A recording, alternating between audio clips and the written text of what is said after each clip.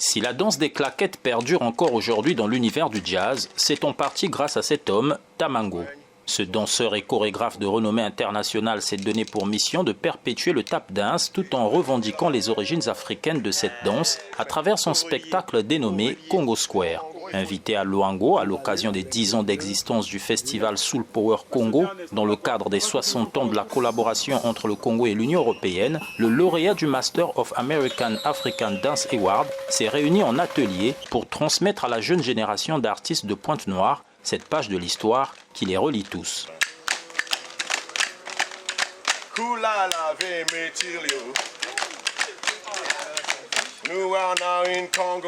Pour les Noirs qui ont vécu aux États-Unis après et pendant l'esclavage, c'était une manière en fait de pouvoir continuer à s'exprimer puisqu'on leur interdisait de jouer leur tambour. C'était une manière de pouvoir revendiquer leur droit à la parole, puisque nous savons tous qu'en Afrique le tambour est une manière de communiquer entre les peuples. Et donc les claquettes, ils ont reproduit les rythmes de leurs ancêtres sur les pieds. Tamango, pour ce faire, a travaillé avec des jeunes ici du royaume de la paix et a reconstitué des cercles finalement qui existaient de toute façon sur le continent africain.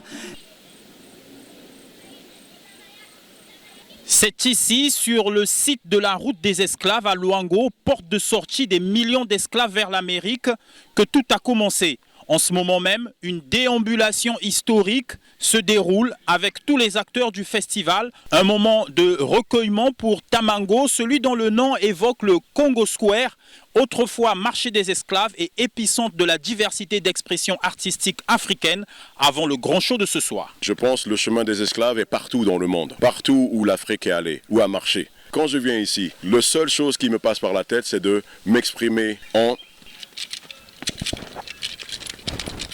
Je trouve que c'est des spectacles de très très bonne qualité. Ce pont qu'on construit entre le Congo, l'Europe et les États-Unis. Et je trouve que c'est ça qui est vraiment remarquable.